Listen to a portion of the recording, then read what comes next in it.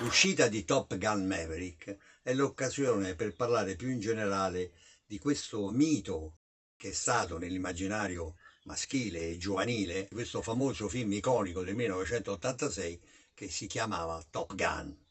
Ora, Top Gun Maverick, appena uscito, è in realtà un'operazione nostalgia più che un sequel, perché Maverick significa l'anticonformista, ma è un anticonformista del 1986 e i suoi iconici occhiali Ray-Ban Aviator e la mitica flying jacket della Marina americana, cioè quel giubbotto di pelle di capra con sopra le 17 toppe che rappresentano le scuole, i traguardi, i trofei, le vittorie ottenute, fra cui lo stemma dei Top Gun e quello della Fire Weapons School che rappresenta, diciamo, l'università dei Cavalieri dell'Aria. Questo film, Top Gun Maverick, è, diciamo così, più che un seguito, più che una riedizione, è una rievocazione di quel mito, un mito che ha accompagnato la nostra giovinezza e che con le motociclette, il giubbotto, gli occhiali,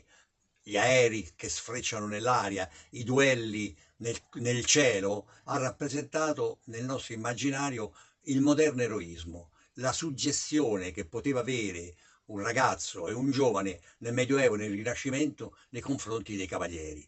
Perché in realtà questo, il mito, è sempre lo stesso. E anche se il tempo passa e l'impressione che noi abbiamo, rivedendo lo stupefacente Tom Cruise, inossidabile e perfetto, e ci si illude quasi che 36 anni non sono passati e come lui è così atletico, deciso e eternamente giovane, forse anche noi lo siamo. Ma noi chiaramente basta che ci guardiamo allo specchio, ci rendiamo conto che al massimo lo siamo nell'animo e nell'entusiasmo, ma il tempo ci ha segnato le rughe, esattamente come l'iconico giubbetto di Tom Cruise, quello con tutte le toppe, anche lui mostra, nonostante l'apparenza e i segni del tempo, perché fra le toppe ne manca una adesso, e manca quella mitica che stava nel giubbotto, perché questo giubbotto è quello del padre del nostro personaggio, che lui, diciamo così, ha ereditato e che porta con tanto orgoglio. Bene, su questo giubbotto c'era, diciamo così, una toppa,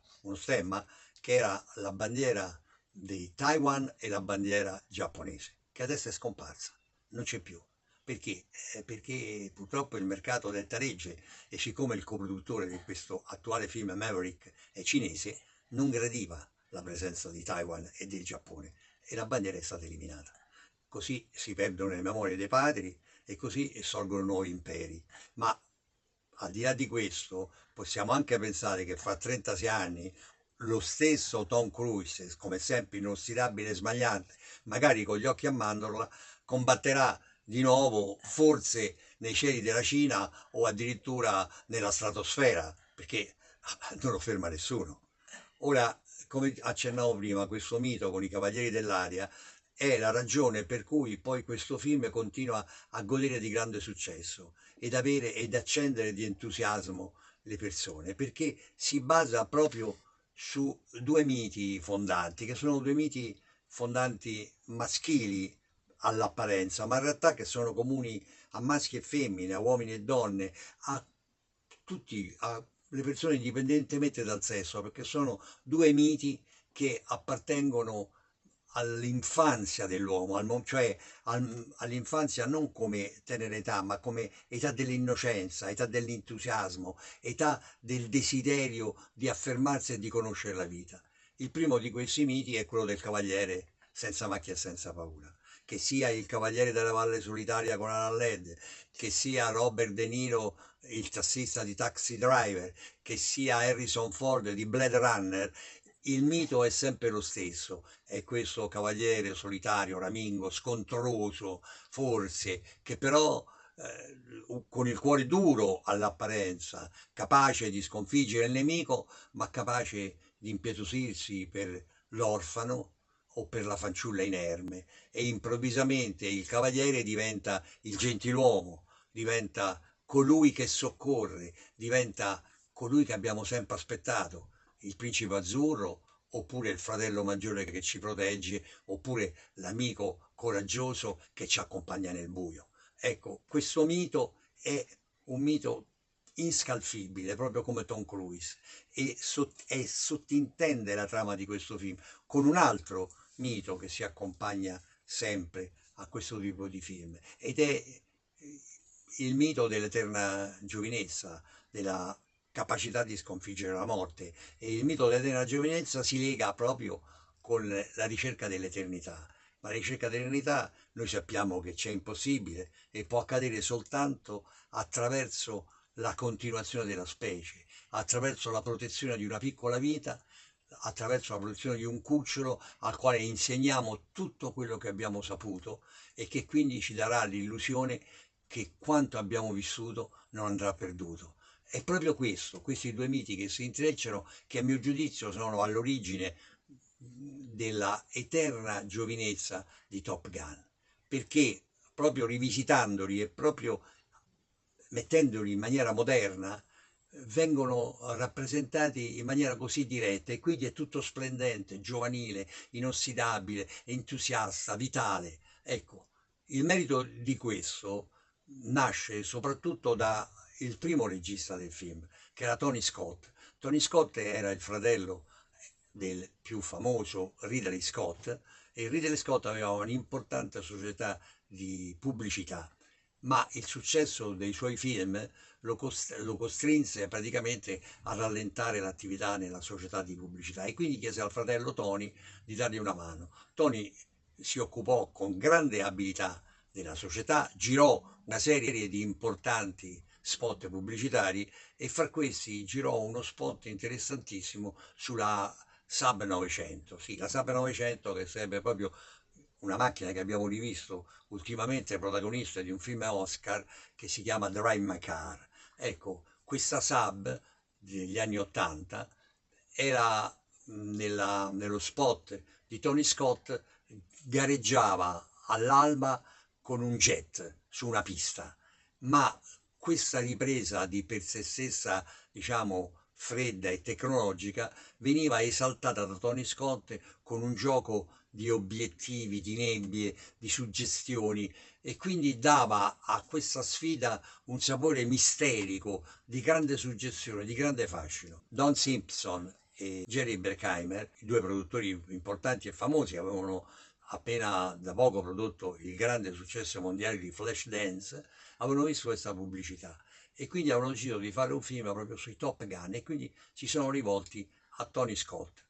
E Tony ha avuto il merito di prendere questo materiale, che di per sé stesso sarebbe stato un materiale neorealistico, aerei, piloti, portaerei, cioè dettagli, manometri, benzine, cioè serbatoi, missili, cioè tutto un insieme tecnologico, ferroso, acciaioso, e trasformarlo con un senso di glamour, di fascino, come se tutto questo fosse la pubblicità di un profumo o di un'auto di lusso. E di conseguenza voi ricorderete, la sequenza è molto importante perché stava nel primo Top Gun e sta anche i Maverick, proprio perché è diventata iconica, la partenza degli aerei dalla grande portaerei in mezzo all'oceano avviene all'alba in un'atmosfera quasi fatata, piena di vapori, con gesti iconici, straordinari. Quelli che sono dei gesti convenzionali diventano improvvisamente quasi dei gesti sacrali, quasi dei gesti arcani, no? Misteriosi, come un immenso rito magico fatto fra vapori e nebbie, dove gli aerei assumono forme misteriose per poi improvvisamente rivelare tutta la loro potenza con rombi spaventosi e lanci di fuoco. Quindi una partenza mitica, suggestiva, che questa atmosfera glamour avvolge tutto il film Top Gun, e le scelte che noi oggi riteniamo iconiche non sono scelte che noi abbiamo deciso, ma sono scelte che abilmente Tony Scott ha messo in evidenza. Quindi gli occhiali, le motociclette, la casa azzurra della professoressa di astrofisica di Kelly McGillis, cioè sono tutte scelte fatte con un criterio pubblicitario, e quindi Tom Cruise che arriva e con la motocicletta corre lungo l'aeroporto al tramonto mentre gli aerei sfrecciano via, o che in motocicletta percorre le strade in riva al mare mentre c'è un'alba che sale, o la splendida e meravigliosa Kelly McGillis in una altrettanto meravigliosa Porsche Cabriolet degli anni 70. Quindi sono tutte scelte dovute proprio a questo senso della fashion, a questa capacità, metterei tra virgolette, modaiola di Tony Scott, che esalta ogni dettaglio dando una nuova dimensione e una nuova prospettiva. È chiaro che il successo di Top Gun è dovuto anche alla fotografia splendida, patinata di Jeffrey Kimball, che era il fedele direttore della fotografia proprio di Tony Scott in tutte le più famose pubblicità, e alla colonna sonora di Giorgio Moroder. Giorgio Moroder ha 3 Oscar, quindi uno per Flashdance, uno appunto per Fuga di mezzanotte e uno proprio per Top Gun.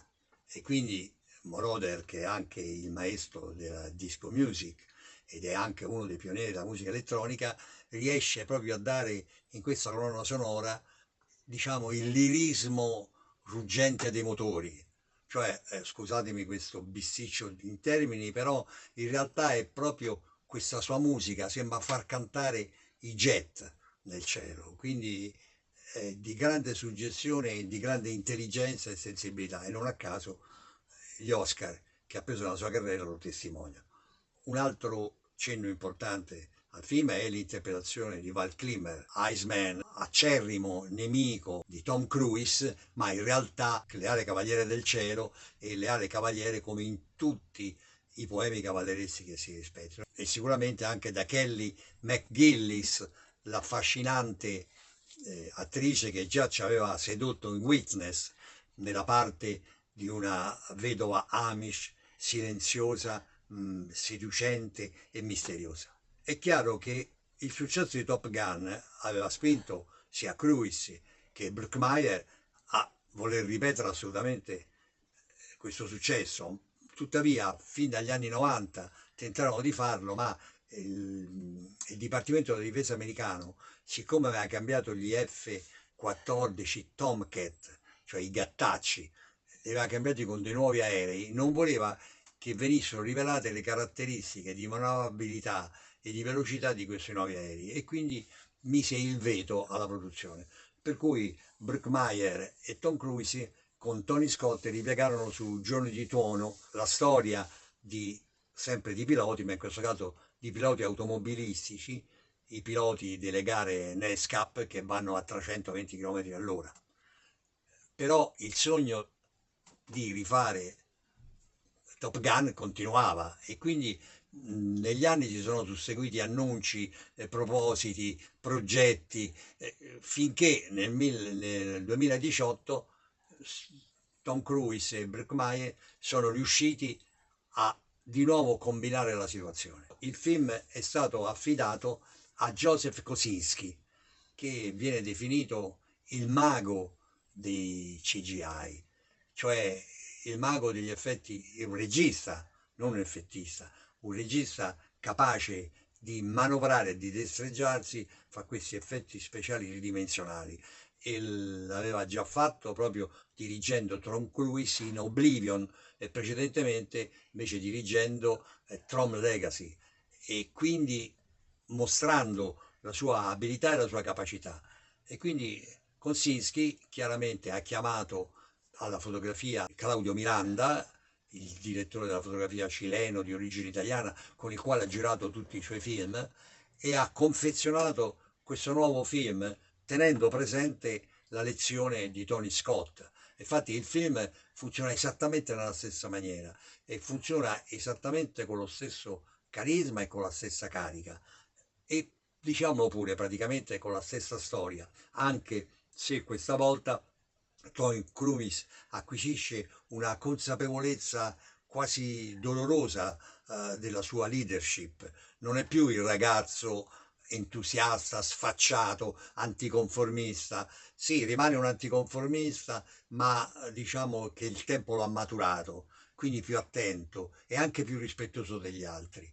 E soprattutto ritorna questo che ho spiegato prima, desiderio occulto di paternità in un gioco che non voglio spoilerare, ma che dà al film una nuova linfa, una nuova suggestione, cambiando e modificando il rapporto di rivalità in un rapporto più sfumato, ma nello stesso tempo più suggestivo e diverso, in cui il nostro protagonista lotta fra l'affermazione e il rispetto, fra il far prevalere la sua autorità e, diciamo così, una forma di protezione che supera quella dell'allievo con il maestro e che si sfuma quasi di paternità.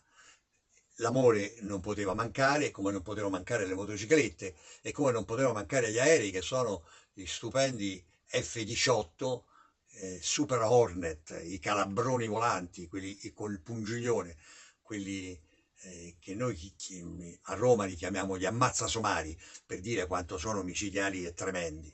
Bene, questi Super Hornet sfrecciano nel cielo in maniera sempre più entusiasta e sempre più veloce. Ormai la capacità del pilota devono essere quelle quasi di un cervello elettronico, dove l'abilità umana rasenta veramente i superpoteri. E tutto questo viene di nuovo confezionato, come ho detto, dalla fotografia di Claudio Miranda, dagli effetti speciali e dalla musica di Hans Zimmer, che per questo film prende anche come un collaboratore proprio, cioè praticamente la colonna sonora è firmata in tre persone: Hans Zimmer, un suo storico collaboratore e un collaboratore di Giorgio Moroder che aveva lavorato quindi a Top Gun, per cui è molto interessante questo nuovo connubio. La protagonista femminile è la meravigliosa Jennifer Connelly, che noi ricordiamo come la dolcissima, struggente, straordinaria protagonista di C'era una volta in America, e anche come Oscar, questo è molto interessante, per A Beautiful Mind. Quindi una grande attrice sulle soglie della maturità, che conferisce al personaggio diciamo così, dell'amata fanciulla del nostro cavaliere senza macchie e senza paura, una piccola ruga che però è anche una forma di dolcezza e che vuole evitare ogni tramonto e dare ancora una speranza e probabilmente farci rivedere il cavaliere della Valle Solitaria ancora una volta nei cieli. L'aneddoto di oggi riguarda alcune mie avventure aeree. Ne ho avute diverse nei posti più incredibili della Terra, in Patagonia o fra le montagne delle Ande, con un pilota che era stato radiato dal Vietnam per droga, e quindi potete capire cosa ho passato fra montagne alte 6.000-7.000 metri con canyon profondissimi e lunghissimi, quando questo mi ha confessato a metà del volo la ragione che era un ex Top Gun, ma che era stato cacciato perché si drogava. E quindi io in questo piccolo aereo disperato cercavo di sperare che la sua dose giornaliera lo reggesse fino all'aeroporto. In ogni modo, l'aneddoto più divertente però di questa galleria di avventure è sicuramente quello che ho vissuto a Pantelleria. Stavo scrivendo a Pantelleria, relegato in un dammuso, una specie di eremo nella parte più estrema dell'isola, in questo dammuso che non aveva né la corrente elettrica né l'acqua, però era meraviglioso perché era proprio sulla sponda del mare e mi portavano l'acqua con una cisterna una volta a settimana, e la luce era quella del sole perché il sole alzava alle 4, entrava dalla finestra senza persiane e ti spaccava gli occhi e ti faceva vivere per forza. E quindi dopo un bagno in mare io lavoravo con una sceneggiatura per Carlo Ponti. Improvvisamente arriva un ragazzo con uno scooter, con un telegramma in cui mi avverte che Carlo Ponti mi vuole assolutamente a Parigi perché c'è stata una discussione sulla sceneggiatura e non si mettevano d'accordo e volevano il mio parere. Quindi io vado a prendere l'aereo, ma all'aeroporto mi dicono che siccome c'è vento, a Pantelleria quando c'è vento gli aerei non possono atterrare e non possono ripartire perché il vento li sbatte in mare, dato che la pista è nel mare, praticamente. E quindi io mi trovo, chiamo Carlo Ponti a Parigi dicendogli che non posso partire perché c'è troppo vento sull'isola e gli aerei non partono. Ponti si arrabbia e dice che mi manderà, perché era una persona fatta così, dice che mi manderà un aereo privato a portarmi via. E infatti 2 ore dopo atterra questo piccolo aereo, nonostante il vento e le cose, atterra sulla pista, scende un pilota elegante e deciso in una perfetta divisa blu, si avvicina al desk dell'aeroporto, chiede di me, prende la mia valigia e dice possiamo andare, andiamo a Palermo e poi da Palermo ha preso un aereo che mi portava a Parigi. Vabbè, saliamo su questo aereo, il pilota efficiente, moderno, giovane, gentile, mi apre lo sportello, io salgo, l'aereo si mette in moto, boom, rulliamo sulla pista. Già nel rullare noto che il ventilatore davanti a me dell'aereo, man mano che rulliamo e cerchiamo di alzarsi, rallenta. Questo mi inquieta un pochino, come se il motore non gliela facesse praticamente a salire, mi dà un senso di apprensione. Però l'aereo si alza in volo e anzi si destreggia bene tra le nuvole e tra il vento e ci dirigiamo verso Palermo sopra il mare azzurro. A quel punto io, tanto per fare conversione, dico, ah beh, questo aereo funziona bene, che cos'è? Un Piper? Che cos'è? Dice no, è un aereo, una Air Italia, lo facemmo noi a Napoli, mi risponde questo in dialetto napoletano. Io lo guardo preoccupato, un aereo fatto a Napoli, con tutto il rispetto, lì per lì mi impressiona e guardo e mi sembra che le scritte non siano più The Flap, The Gasoline, ma che ci sia scritto O Flap, a gasolina. Ma è chiaramente un'allucinazione ed è anche un pregiudizio, lo ammetto, ma questo fatto però mi inquieta. Tuttavia il pilota è bravissimo, le nuvole e il vento non ci spaventano, l'aereo va benissimo e quindi mi tranquillizzo, anzi dico però vedi che pregiudizi, parlare di Napoli così, pensare che a Napoli non facciano degli aerei belli, questo aereo resiste al vento, resiste a tutto quanto, come sono contento, come sono orgoglioso di essere italiano, come sono orgoglioso di essere anche vicino a Napoli, di essere un appassionato di Napoli. E con questi pensieri l'aereo arriva sopra Palermo, sopra la famigerata Punta Raisi, perché l'aeroporto di Palermo sta vicino a una collina sulla quale ogni tanto si schianta qualche aereo. Allora, e quindi c'è una manovra azzardatissima per poter atterrare. A questo punto il pilota che sta parlando fly number 221 tiro così dall'altra parte gli risponde la voce di quello datore di controllo che diceva Palermo number 2 white, dice ma scusate ma che volo siete voi in italiano? E così sono il volo, ma allora sei Gennarino di Capodichino? Ma sì, e tu chi sei? Io sono Totò di Torre Annunziata. Totò, Gennarino, comincia un dialogo allucinante, sembra un film veramente di Totò, fra la torre di controllo e il pilota, tutto in strettissimo napoletano. Poi allora come stai? Ecco là su e giù. Poi allora atterriamo, dice no, guarda, non puoi atterrare perché c'hai un Aeroflot sopra e un Air France sotto. Dice, vabbè, ma io mi ficco in mezzo. Ma io dico, guardi, non c'è bisogno, non c'è questa fretta. No, no, mi ficco in mezzo perché così risparmiamo la benzina, perché io questi voli li faccio a forfait. Meno ci metto, meno benzina consumo e più guadagno. Ho detto, va bene, ma guardi, le faccio avere un bonus, una cosa. No, no, guarda, non ti quello dal rapportore di controllo, Ciccillo, non ti muovere perché è veramente pericoloso. No, no, ma non ti preoccupare, ma come feci quella volta sopra Milano che mi sono infilato, ma che quella volta che stavi per collidere con quella, col, con la linea aerea tedesca. Sì, ma però poi sono sfuggito, adesso mi butto giù, vado. No, non farlo, vado, ma non lo faccia io, la prego, per favore. Ciao, si è infilato lo stesso e abbiamo atterrato. Sono stati circa 3 minuti allucinanti, con i capelli dritti, con questo fatto che poi io non vedevo questa Airflot che stava sopra e Francia che stava sotto, ma li immaginavo giganteschi, immensi, come due grandi fette di un immenso panino che ci avrebbe schiacciato come una sottiletta. E invece fortunatamente siamo arrivati e siamo atterrati. Quindi la mia esperienza del Top Gun napoletano è andata bene. Grazie.